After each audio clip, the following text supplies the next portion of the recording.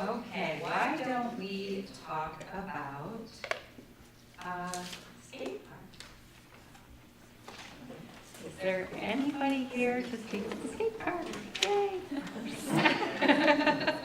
Just introduce yourself first for anyone that doesn't know you. Hi, I'm Chris West, and I'm on the skate park committee, along with these fine folks. I've lived in Stratham for 20 years, and over the years that I've lived here, I've seen the town be very generous with recreational opportunities. And we just noticed that there was a gap in some of the recreational offerings that the town has that aren't team-related and organized sports. And so we looked into a skate park as an alternative for people who don't want to do team sports. There are many reasons why skate parks are important. First is physical health. It's a multi-generational opportunity. It's not just kids who can use this. Older people can use this as well, depending on how daring you are. You can go up to 70, whatever, there's no limit, but it supports a growth mindset, and anybody who has children, at least at SMS, I know that they push that, which it helps with persistence, effort, grit, helps you cope with failure when people are trying to do tricks over and over again. It's helpful for the brain. It's helpful for your self-esteem. It's a great opportunity for kids to grow. It's a creative outlet. There's no wrong way to do it. You don't need a coach. You don't need a team. You go whenever you have time. So there's no cuts. You do whatever you want. So it's an opportunity for kids who don't want to do baseball or soccer, or if they do that and they also want to do skateboarding. It's a great sport. If you've ever watched it, it's amazing to watch what these people can do. It's going to be in the 2020 Olympics, so the opportunity for that it's just going to grow. You can cross-train with it with snowboarding, skiing, surfing.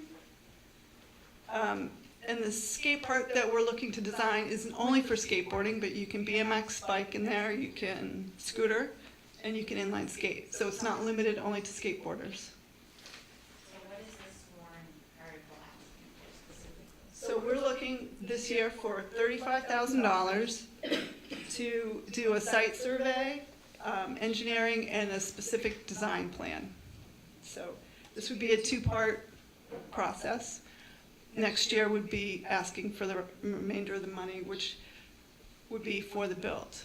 We're looking for the total project to cost approximately $300,000.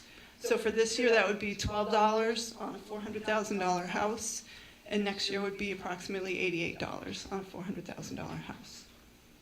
Can I interject something real quick? So just so everyone knows that the reason why we went in this procedure was because we have a lot of great opportunity with in-kind donations through Exeter Lumber, through the Highway Department, through Fat Cod Landscaping, and we kind of wanted to nail down the design of the final park.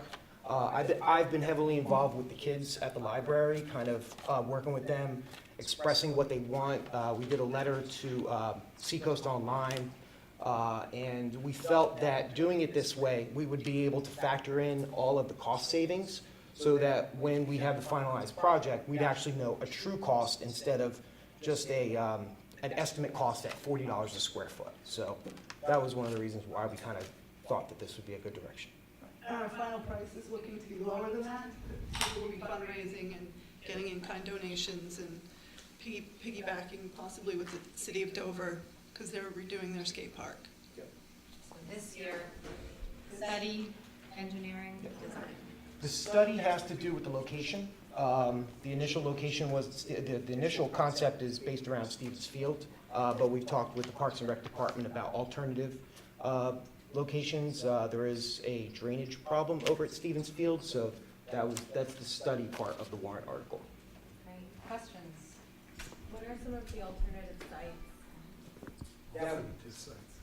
So some of those places, it honestly could be anywhere, but we're looking Stratham Hill Park or this park over on the side here would be two other alternatives that we could know off the bat while we, try to figure it out. It's really, really important to us that we keep this a community park. We do not want this somewhere off to the side where there's nothing else happening. We want this integrated into our community so everyone can go and enjoy and watch and be a part of the park. Would this eventually come under the devices of the recreation department, or would this continually be run by a private group? No, it would be part of the Parks and Rec. The basic maintenance and upkeep would fall under Parks and Rec, yes. Just a question, how does like liability get handled with something like that? If someone gets hurt or injured, who's responsible? Currently within our current insurance policy within the town, as long as there is no monitor or any type of, lights or, was it? As long as there's no monitor, it doesn't affect our current insurance policy. There's no change. It's same as any other park in our town. Yeah, they view it just like a basketball court or a tennis court. Yeah. And how big of an area are you talking that you need? The initial proposal that we all discussed was about 7,500 square feet. So that's what we'll look at, but obviously it depends on the site. Yep. Is this seasonal? Currently, the Stevens Field Park is seasonal, so it's fall through, spring through fall. So they have that kind of, the back end of the parking lot closed off during snow. But I could imagine if there's no snow on the ground, that I'm sure kids would be out there using it. Yep. Why are we just gonna use the one in Rye? Why are we building one here? Well, why do we build a baseball field or a soccer field? Or we don't tell kids who are doing organized sports to go somewhere else? Why would you tell others? We're just trying to give an opportunity for all of our population to have something that's feasible.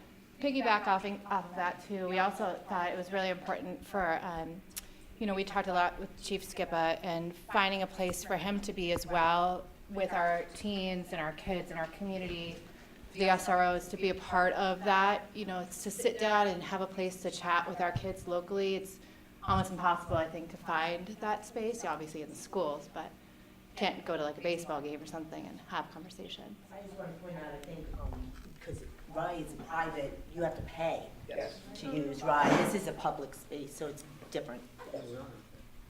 So, well, I'm sorry, so given that, does the reverse happen here? In other words, don't go to Rye, go to Stratham because it's free. There's one in Hampton, currently right now, there's city parks. Well, I'm just, There's Exeter, you have one in Newmarket, you have one in Portsmouth, you have one in Hampton. and they're free. They're all free Yeah. parking lots.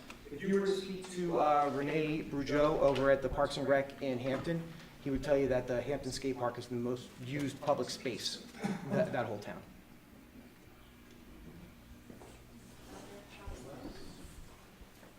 Great, thank you. What are your fundraising efforts to date to try to pay for this phase one? Why are you waiting to fundraise to only pay for phase two? We don't even know if phase two is gonna happen. So we could then, as taxpayers, be putting out this money for nothing. It would be nice to see some effort on the part of y'all's. If any of the funds are not used, it goes back to the general fund. As far as the basic design, if the warrant article does not pass, we will move forward with fundraising for the general design. That's kind of what we're planning on. We do have other fundraisings in the works.